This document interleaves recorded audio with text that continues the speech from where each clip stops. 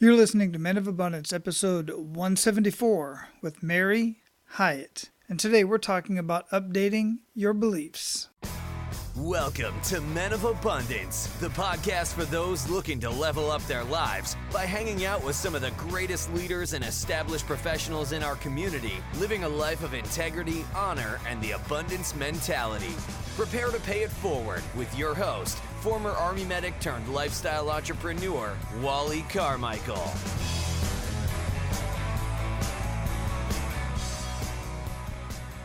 What is going on in your world today, Men of Abundance? I am Wally Carmichael, your founder and host of the Men of Abundance podcast, the Pay It Forward community. Today, we are definitely going to help you enhance your mindset, update your mindset, and make you realize that you do deserve the good.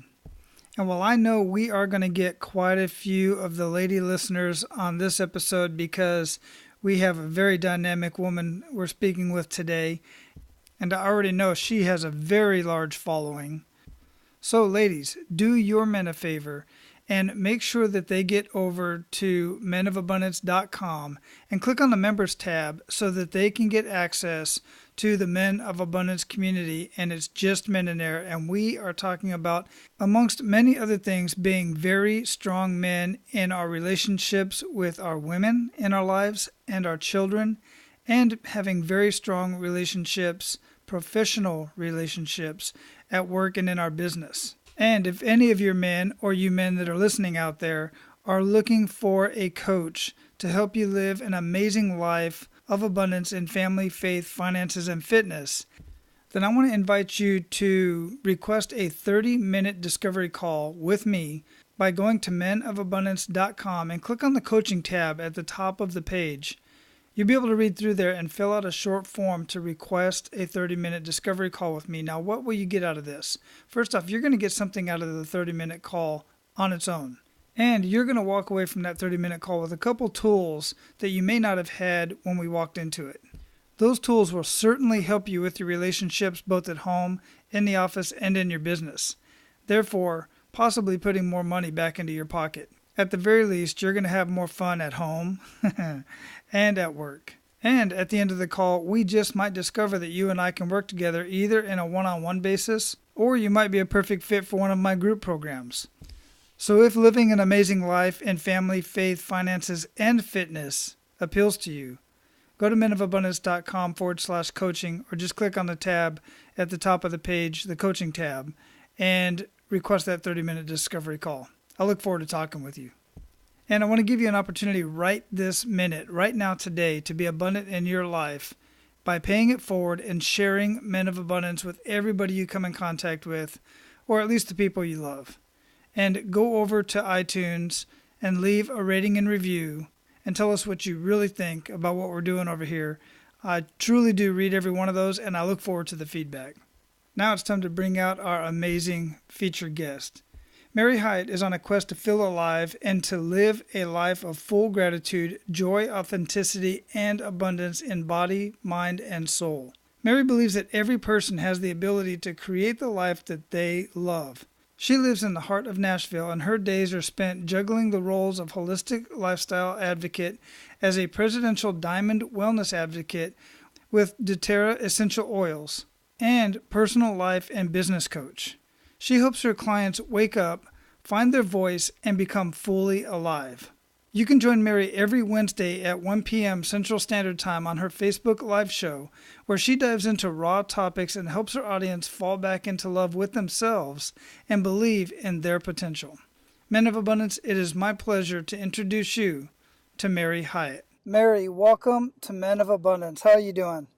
Oh man, I am doing fantastic. I'm super excited to get into everything today. Thank you for having me. I am too, and I've been excited for several months at this point. I know, it's one of those things, it's like, is it ever going to happen? Are we going to get on with each other? And here we are, finally. I know, and I got to give a whole lot of thanks and patience to Interview Valet and Kara and Karen and everybody over there, because they really, were the facilitators between the two of us. And, we had both had stuff going on both ends, and things came up. And I was looking back in my scheduler, And I noticed that we were scheduled and rescheduled at least 3 or 4 times. I know. It's always divine timing. I feel like now is the exact moment we're supposed to be talking. And yes, Interview Valet, they are just amazing. I am so grateful for them. I am too. I seriously am. I mean, they really do a lot of the groundwork. They do so much for you as a guest in that you don't need any preparation. I mean, you're a pro at this, but for folks that are just getting started in talking on podcasts and whatnot, but specifically podcasts, they set them up, they tell them how to, get the best show possible, how to really cater to the audience that they're talking to, because they are talking to different audiences, even though they're talking about their same message. And Hmm. then afterwards, they do all the marketing for you, pre-marketing afterwards, and Twitter. It's just amazing. They do so much for the guest, and they do so much for me because they really give me some quality people to have these conversations with. And I have not turned down one, and every one of them have been simply amazing. Wow. Yeah, I echo everything you said. Definitely an incredible group of people. And it's so personal too. I mean, they just really want to see you succeed and get to know you. And yeah, my experience with them has been nothing but positive. Yeah, very personal. I'm glad you said that because I'm going to tell on Karen Schwab a little bit because I'm the one that got her to get on video because I always sent her videos and because I like video, Yeah. especially when I'm just meeting new people, and she's so personable. And I deal with her more than Tom and definitely more than Aaron Walker, who are co-owners in this whole thing. And so she started sending me videos, and I just love it. It's so cool that we have that personal communication. So fun. I love it. It is. So where are you at in the world? Well, I am in Nashville, Tennessee, where I have been born and raised, and I am Southern to my core, so I can't seem to get away. I love to travel, but I always keep coming back to Nashville. I have a lot of friends that are in that area, in the Tennessee area, because I'm a retired Army, and a lot of folks at Fort Campbell out there. They Yeah. live in Tennessee, and everybody has amazing things to say about Tennessee. Plus, there's a lot of podcasters in Tennessee, and Nashville specifically is really growing as a hub for entrepreneurs like Austin. It really is. I mean, it is kind of a mecca, it seems to be for entrepreneurs. I always take myself out to coffee shops every day to get out of the house and get around people so I'm not so isolated in my office here at home. And it's crazy how crowded these coffee shops are, just full and full of people. And I think, what are you people doing, all day? Why aren't you working? And it's just, people just like me and you, who are entrepreneurs and doing their thing. And yeah, so many people who do podcasts and speakers and authors. It's really a creative city. Very cool. Yeah, it sounds really fun. I'm definitely going to get out there at some point. So before we get too much into the show, Mary, I really like to start out with an attitude of gratitude. What do you have to be grateful for today?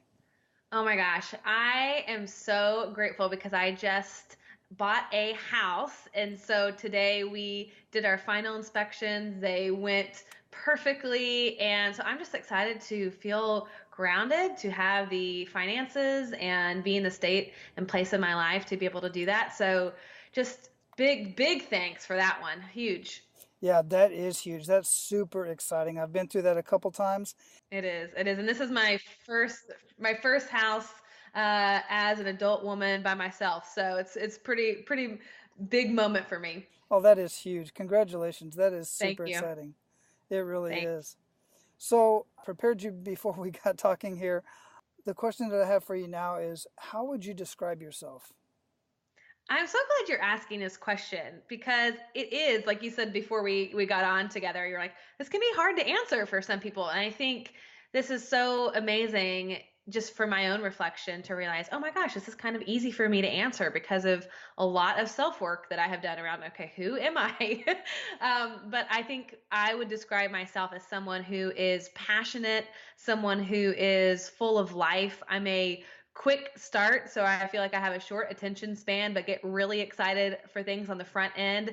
And I am somebody who loves to learn and loves to love. I'm a lover at heart, and I just want to be as generous as I can to people. So passionate and generous would be how I would describe myself. Awesome. Absolutely awesome. And as far as a teacher, how are you using some of that you describe of yourself? How are you using that to improve humanity?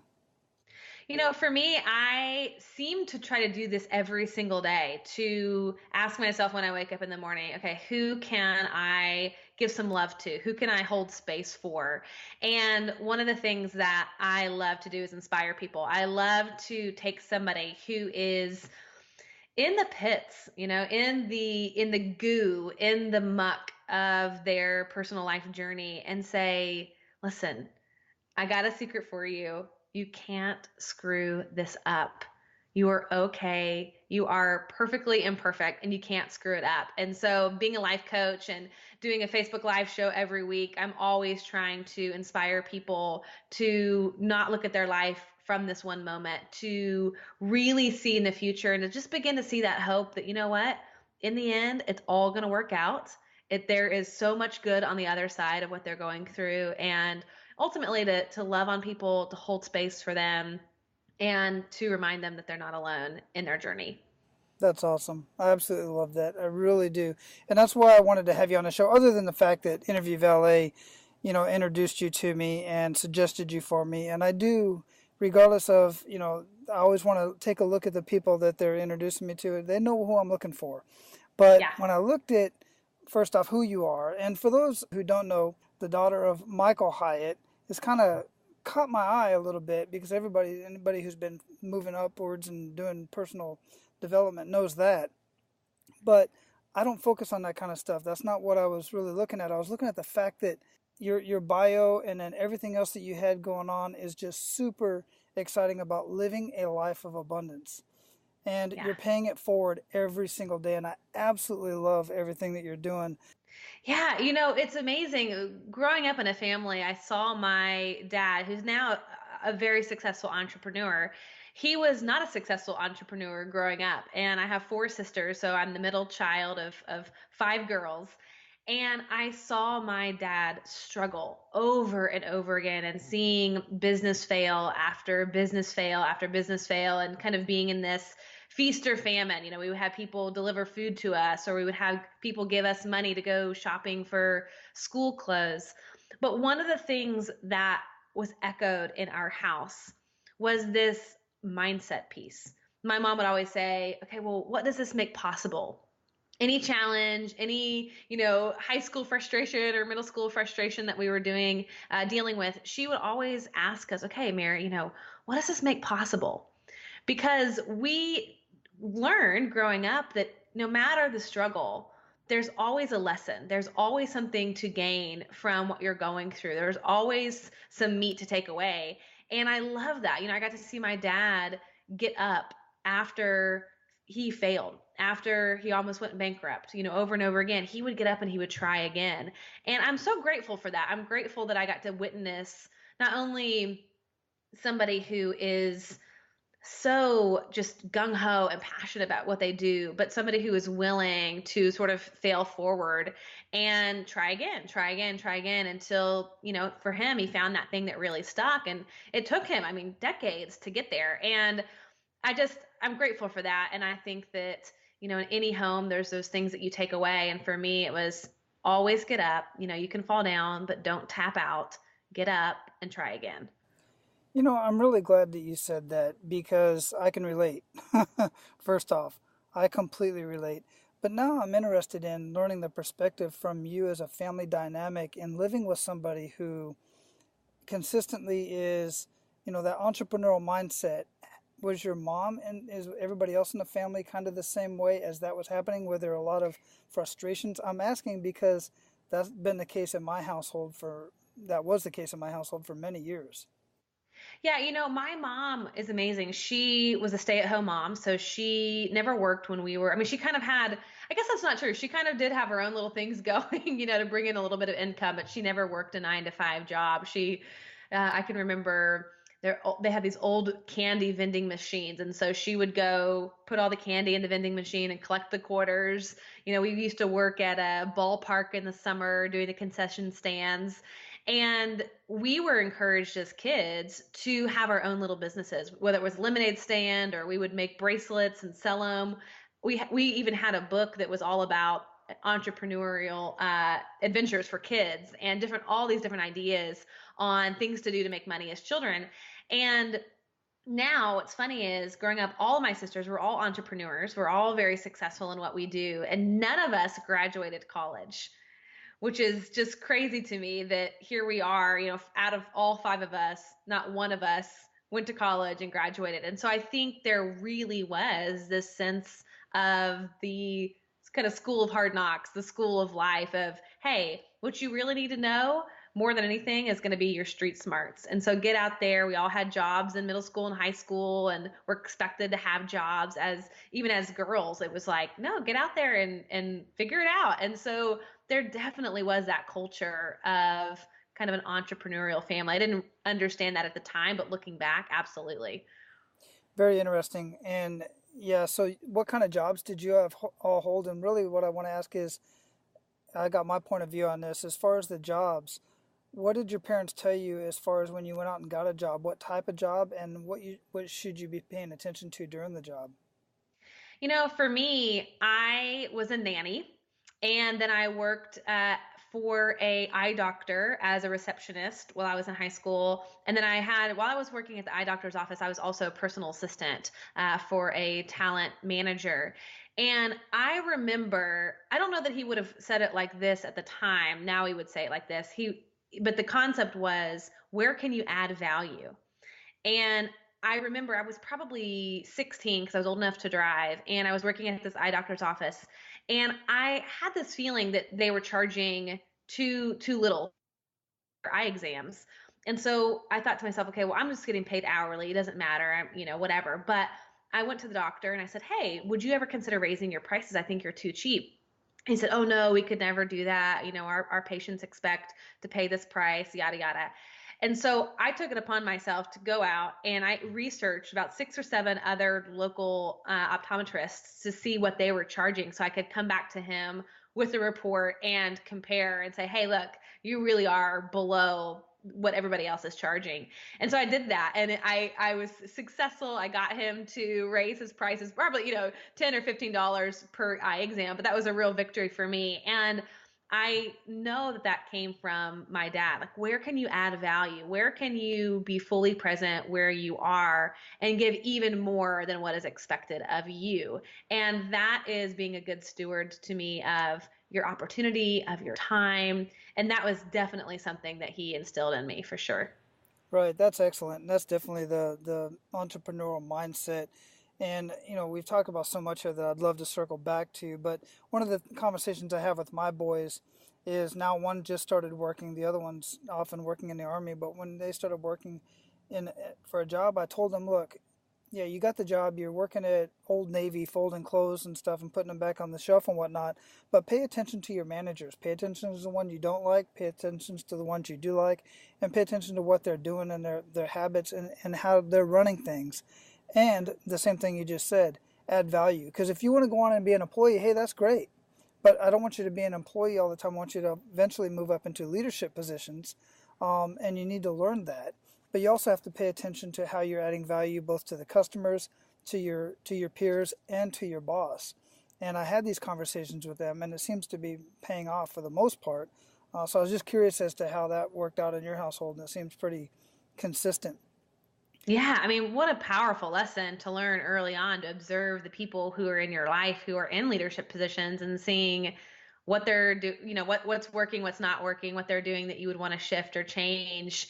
And just seeing again, everybody is your teacher. I mean, this is even if it is folding clothes at Old Navy, that there's so much that you can gain and learn from that experience. Yeah, absolutely.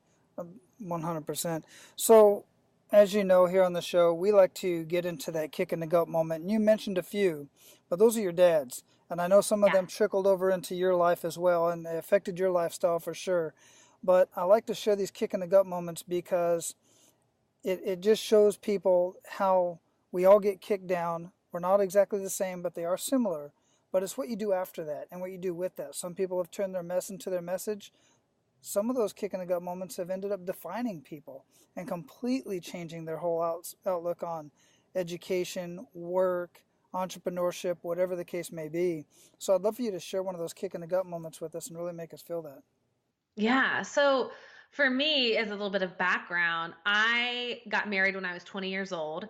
And my family was against this marriage. It was a marriage that I probably shouldn't have gone forward with. But nonetheless, at 20 years old, you're rebellious, you're in love, you think, I know better than you. And so I got married at 20, and my ex-husband, now we're since divorced, was 10 years older than me. And we kind of went straight into, married life and adult life. And I was still finding myself in that moment. And it ended up being a really difficult season of life. We were married for 10 years, and really difficult, just, oh gosh, come to Jesus moments all the time. And in that season of my life, I didn't know who I was. And I had learned very early on with my school and church and all different kinds of things to be a chameleon, to wear all these different masks, to be the people pleaser. As a middle child, that was a very easy role for me to play. And so in my marriage, I did that as well. And I kind of had all these compartmentalized parts of my personality that weren't integrated. And so in my marriage, I was only showing a certain part of myself.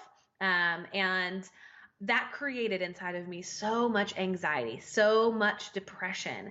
And very quickly, from the moment I got married, I gained about 70 pounds, probably within, I don't know, maybe a year and a half or so. And there was a lot of different circumstances that happened inside of my marriage, a lot of really hard moments. But I can remember this moment of looking in the mirror. And I don't know if any of the listeners have had this experience where you look in the mirror and you don't even recognize yourself. It's like your life isn't what you thought it was supposed to be. You aren't your true self. You're basically living to a fraction of what you're capable of living. You're a fraud ultimately. And for me, that showed up very physically. It was like, who is this person that I'm looking at? I never had a struggle with weight. I was always a healthy kid. And so to look in the mirror, that was a moment where I had realized that I hated myself so much. I mean, I was truly at that moment where I was suicidal. I had been abusing myself, abusing my body because I wasn't integrated, and I was taking it out of myself, and I was berating myself and belittling myself and talking about how much I hated the way that I looked, my body, my face, my stomach, my thighs, everything. And was in this horrible season in my life of shame that I really believed that there was something wrong with me, that I was broken. And that moment of looking in that mirror truly was my kick in the gut moment, where it was just like, you've just wasted your life away. Like, that this is truly not you. And it hit me like a ton of bricks. That was really my rock bottom moment, to realize that I had been kind of the walking dead. I had become asleep. I was numbing in every way possible. I was checked out. I was just coping. And so at age 26, it was like, what was even the point of living? I mean, it was a very, very dark time for me. So what brought you out of that? What was the pivot point? I think when I looked at my face in the mirror, and it was that moment of going, what am I doing? What is the point of all of this? I can remember catching this little, I don't even know if it really was there, but I remember seeing it, this little glimpse, this little flicker of light in my eyes. And I said in my mind, I am going to fight for the light. And I knew there was more, like there was something deep inside of myself, spirit, intuition, whatever you want to call it, that was whispering to me. It was like my soul was kind of rooting for me in that moment to say, like, hang on, there's more. And so in that moment, I committed to figure it out, to find myself ultimately. And Wally, I'm sure in what you do, you probably had this moment where you go on your computer and you open up Amazon and you like binge buy, like 20 books or something. And that's what I did. I didn't know where to start. I didn't know who to turn to, but I knew that if I was experiencing this, somebody else had experienced it. And so I just went on and ordered all these books. And, I probably could thank my dad for that method, of obsession, of just going all in. And I really had that moment of like, enough is enough. I've got to figure this out. And so I started reading, I started journaling, I put myself in therapy and really went to work on discovering who I was, who the real Mary was, and finding the courage and bravery inside of myself to let that be seen, to show up as the full version of me versus just this kind of compartmentalized part of me. You know, what I found is instead of being somebody who is a victim, instead of being somebody who is the sick one, somebody who was broken, what I found is that I actually already was lovable, that I had spent so much of my energy and time trying to earn love, doing anything and everything I could to make people happy, to do the right thing, to say the right thing. And what I realized is that all the love that I was looking for, I already had. And that I actually didn't have to do anything. Like it existed right here in the present moment for me to have just because I exist. Like I can't earn it and I can't lose it. Like that was this truth that was available to me all times, that love is here for all of us, and that I was enough, that who I am, this person who is a great starter, this person who is passionate, this person who loves people well, all of the beautiful things about who I am, all of the shadow parts of who I am, that all of that was enough, and that I was worthy and deserving of love. That is amazing. Absolutely amazing, because you're spot on with, I just love that. Absolutely love that. And you are enough. And everybody out there, all of you, I'm talking to all of you, you are absolutely 100% enough. These stories that Mary, that you were telling yourself were your stories. They were in your head. And everybody else was still there loving you, just like, you know, who you've always been and who you're going to become. But we tell ourselves these things. We tell ourselves we're not lovable, we're not good enough, I'm too fat, I'm too skinny, you know, I got all these issues, I don't know how to communicate, so on and so forth. Well, some of those things can be fixed internally. Some of them can be fixed by, like you said, get a therapist, get a coach, get a mentor, get up off your butt and go do something about it. Grab a bunch of books, a lot of those things. But just realizing who you are, and then realizing that, always knowing, always keeping in mind, no matter what, tell yourself, I'm enough, people love me. And that's true, 100%. It is true. And I think that is the most basic fear that we all have as human beings. Anytime I'm working with a client and they're stressed about something, or they're nervous about something, or they have doubts in their decision-making ability, or whatever it is, or I see them overworking and burning themselves out and, you know, taking on too much responsibility for things, you can always, always, always trace it back down to this common fear that I am not enough, that a lot of the decisions that we are making are based out of the belief that we are not enough. And so when you can address that deepest fear head on, when you can work on sort of building up the belief that you truly are lovable, and that there are so many incredible things about you, even the mistakes you've made, even all the fears that you have, that you still are inherently enough, that it's like it opens every door to you. It gives you a kind of confidence and ease about life that it's like, you know what? I'm doing all right. This is all right. And answering that inside of yourself is the most powerful thing I think anyone can do. Yeah, absolutely. And then it's time to get to work and start adding value to others. And I've found in myself, and I found this after talking to hundreds of people, that when we add value to other people, because that's what we're here for, we truly do die if we don't add value. When we add value to other people, it's just like teaching. One, you only know a subject to the point to where you can teach it to somebody else. And the best way to learn is to teach. And because it gets ingrained in your head even more. And the same thing with adding value. You can say adding value is actually a selfish instead of a selfless act, because many people add value just because it makes them feel good. And yeah, it's doing something for somebody else too, of course. And you can look at this both ways. I love playing with these things and getting people kind of riled up and pushing back. But the fact of the matter is, when you do something for somebody else, it makes you feel good. Whether it's giving them money, giving them time, picking them up off the floor, reaching down and grabbing a receipt that fell on the floor for somebody who's obviously having a hard time bending it. You just feel amazing after doing that. Those simple little things. You know, what's interesting when you say that, what comes up for me is this idea of receiving, Because what makes us feel so good when we give to someone else is the fact and that it's dependent upon that person receiving what it is that we're offering. Mm-hmm. And I don't know if you've ever been in an experience where maybe you give somebody a compliment or you give somebody a gift or you offer to pay for something or whatever. They're like, no, I'm okay. Or, they kind of try to write off your compliment. Well, this old thing or whatever. Yeah. It then feels weird as the giver, as the person who's trying to add value or offer something generous. It's hard to experience the joy of that when somebody's unable to receive. And on the flip side, of course, for me, I always think, okay, how am I as a receiver? Like, I love to give. That's easy for me. I am naturally generous. I over and above usually give. But what is challenging for me and what I've been working on recently is receiving, of allowing somebody to say something kind to me and just to simply say thank you, or allowing for somebody to offer me something just for no good reason other than that they want to.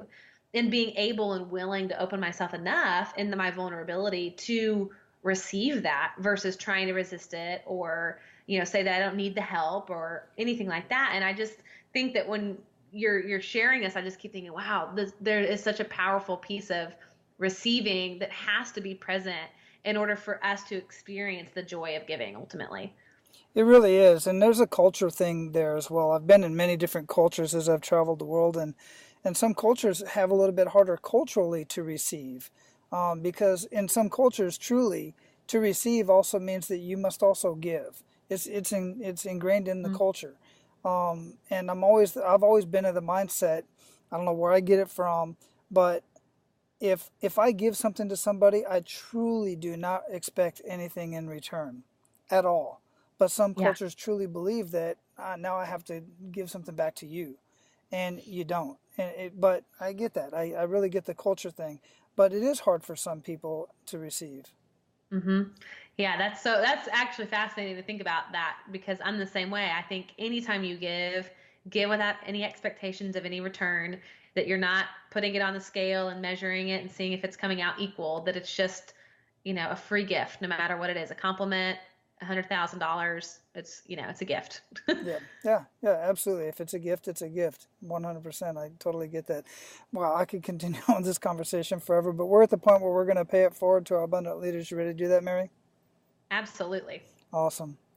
So share 1 to 3 actionable steps that men of abundance can take today. Yeah. So I think as we're talking about, who we are, I would say number 1 is get curious about what you believe and investigate to see if what you believe needs some updating. Sometimes I think when we're talking about men in particular, men are oftentimes very afraid to feel, to have emotions, but every single human being has emotions all day, every day. We experience life through our emotions, and ultimately we aren't after the achievements or meeting our goals or being successful. We are actually after how we think we're going to feel when we hit our next level of success or when we meet our goals. It's the feeling that we are after. And so we have to check in with, how am I feeling? And we were talking a lot about the story, the story we create in our minds about who we are and what we're supposed to do in this world. And ultimately our thoughts create how we feel.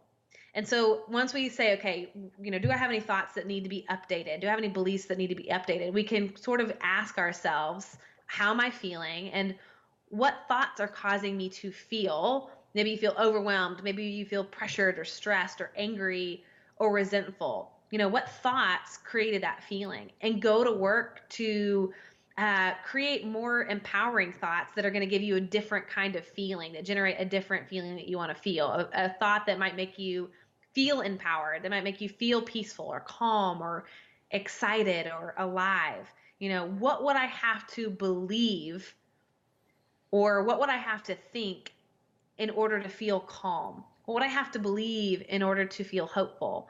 And then I tell people, go and create 1 to 2 affirmations that you can say every day. Like, I am always in the right place at the right time, or opportunities find me easily and effortlessly, or, I am fully resourceful and new ideas are coming to me all the time. There's an abundance of money in the world and it's on its way to me. I'm smart and full full of energy for life. We get to curate our inner world so that it creates the feelings that we want to feel, so that we feel empowered and peaceful and excited and alive. And that's ultimately going to have us take different actions. When we feel empowered, we're going to do something different, and that's going to give us a different result in our life.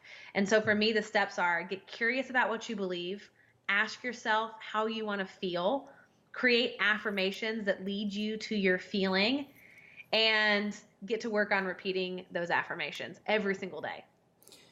Excellent. I like how you said that, and I like to use the term update your thoughts. And guys, you hear me talk about affirmations all the time. You're always talking to yourself anyway. Most of the time you're talking to yourself in a negative manner. And when you're doing what Mary was just talking about and having these conversations with yourself, if you're starting to update your thoughts, I like that. And you also said, Mary, you also said feelings.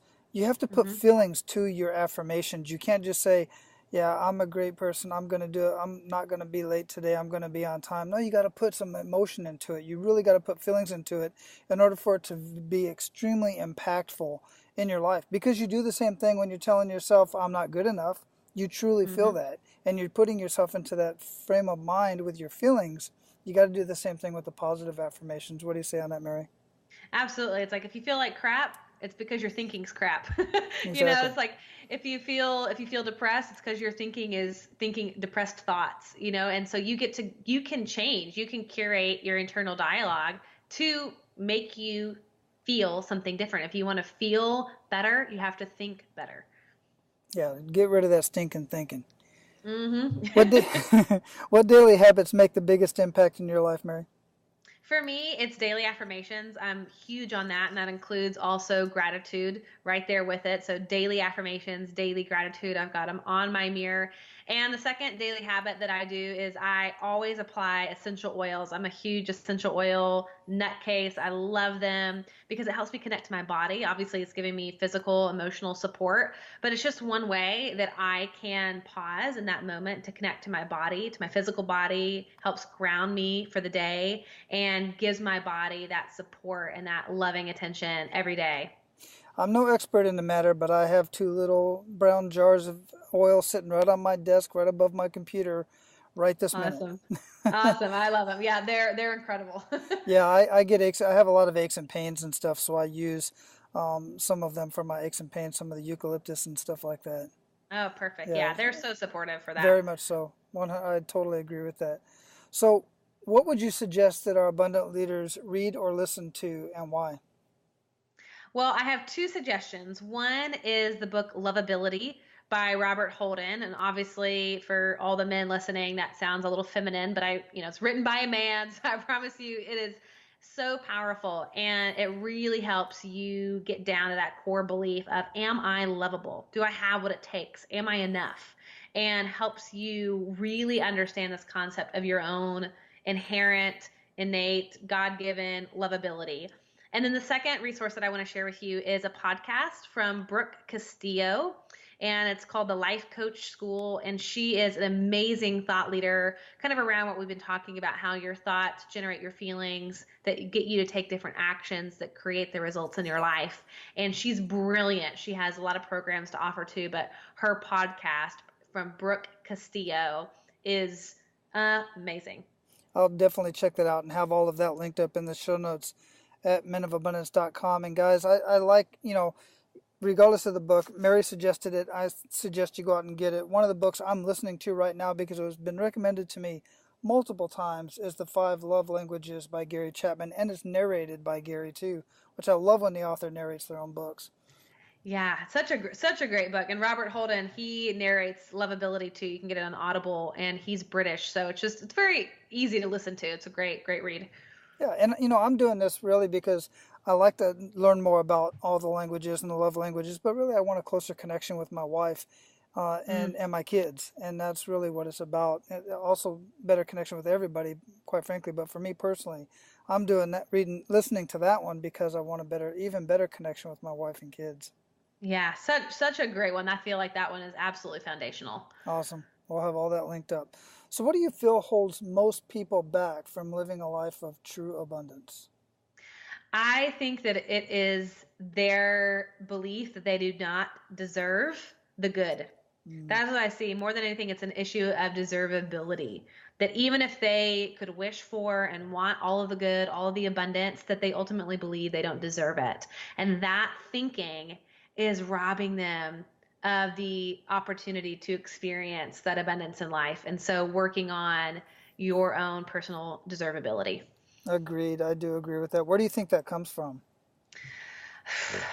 I mean, I hate to say it, but I think the church, Oh, or religion yes. ultimately. Yeah. I really do. I mean, I think that there's this weird teaching somewhere along the way that got passed down to us that, we are no good, we are broken, that We're our job sinners. on this planet, we're sinners, we're supposed to suffer, we're supposed, Hmm. our godliness is really amounted to how much we're willing to suffer and take the beating and get, lashed on the back and just take it. And I think that is the Hmm. opposite of that message. So yeah, I think it stems from religion for sure.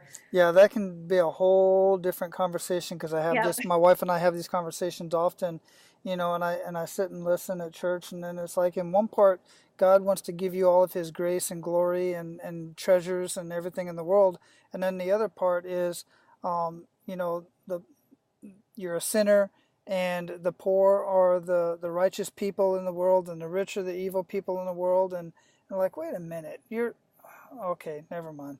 I'm Yep. we're gonna move on that one. But yeah, definitely I see that and I agree with it. Mm, Yeah, we can absolutely. have some debates on that one. So, what does living a life of abundance mean to you, Mary? For me, and I'm sure you would agree with this, Wally, that it means shifting out of scarcity, knowing there is always enough. And I say that my spiritual practice is to model a life of enough.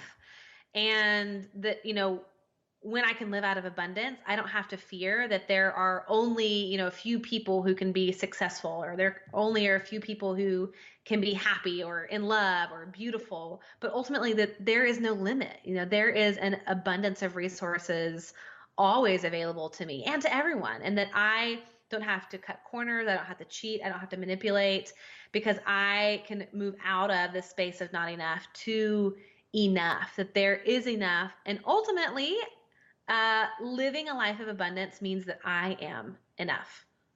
What, wow, that was a very amazing answer. Absolutely love it. And listen, guys, I haven't recommended this in a while, but much of where Men of Abundance came from was from me reading a book called Abundance by Peter Diamandis. So if you're listening to this and you're thinking, yeah, that's great, everybody says that there's abundance in the world, blah, blah, blah, it's not just lip service. Those aren't just words. The fact of the matter is there is abundance in everything as far as resources, water, food, energy, you name it. It's just a matter of harnessing it, getting it to the right people in the right way, and doing our part to make that happen. And there are many of people, such as Peter Diamandis and Elon Musk and the Gates Foundation, and so many, and not even people at that level, people at my level, people where I'm at, what I'm doing personally is giving abundance to so many people. I'm giving it to you in your thoughts. I'm giving you my thoughts. Mary's giving you her thoughts and sharing her experiences with you and showing you that you have abundance within you, but there's also physical abundance in this world all over the place. You just have to look for it and learn how to harness it and share it with others. Preach it, Wally. I I am. love it. I'm very passionate about this. That's why I've been doing this over a year. Well, several years actually on my own personal life, but sharing it with everybody else in this podcast for almost a year and a half, and just love it. Thanks for Yeah. sharing that. So we're going You're to welcome. close this up, Mary. What did we not talk about that you want to ensure that our abundant leaders get out of our conversation? And what do you have exciting coming up in your life? Yeah. So I think I want to leave everyone listening with this sort of last little thought. It goes along with what we said, but just sort of brings it to a head, which is you can always update your beliefs. They are always subjective. You can always be certain that there is another way of looking at something, there is another option available, and that you are the master of your own brain. Someone once told me that our brains are like a 2-year-old with a knife, And I never got that image out of my head. And I just think, oh my gosh, how terrifying, but you have to tell it what to do or else it will run wild and can really harm you. And so I just encourage you to remember something that I say to my clients all the time, that it's never black and white. And anytime that I feel stuck, I can ask myself, what rules am I creating that aren't really rules? What rules am I creating that aren't really rules? So I will leave you with that little question. And as far as what's coming up for me, which is exciting, other than the personal stuff of moving into a new house, I have a course that's really designed for women. So if there are any women listening, or for those men who are listening who are married or in significant relationships with women, that I have created a course called Babe Redefined. It comes out in January, and it's all about helping women make peace with the mirror to quiet their inner bully and love their body. So really helping women get past this beauty industry, diet culture that is so harmful, and really find value for the bodies that they have right now. So that's coming out January 2nd. Wonderful. And yes, about last I checked, about that I can tell from my statistics and all this data and all this kind of stuff that I have on my website and everything, about 38% of the listeners of Men of Abundance are women. Awesome. Well, so ladies, I'm talking to you. There you go. There you go. And men, hey, you know what? I don't think our women need any help, but you introduce them to stuff like this, and it's only going to make your life better as well. Absolutely. Excellent. We're definitely going to have all of that linked up in the show notes. I'll have all that mentioned up there. So, Mary, it was an amazing conversation. I'm glad it finally did happen. I knew it would be a great conversation with you, and I truly appreciate your time and patience in getting together. Absolutely. Thank you for having me, and I'm so grateful for everyone listening and spending the time with us. What a gift that we get to share with you today, and I hope you will pay it forward as well. Wonderful. Go out and live your life of abundance and aloha. All right, guys, I don't know if you're noticing the theme here or not, and for those of you who have been listening quite a while, I think you should be, because I bring it up quite often. But you're enhancing your mindset is imperative to you living a fulfilling and abundant life.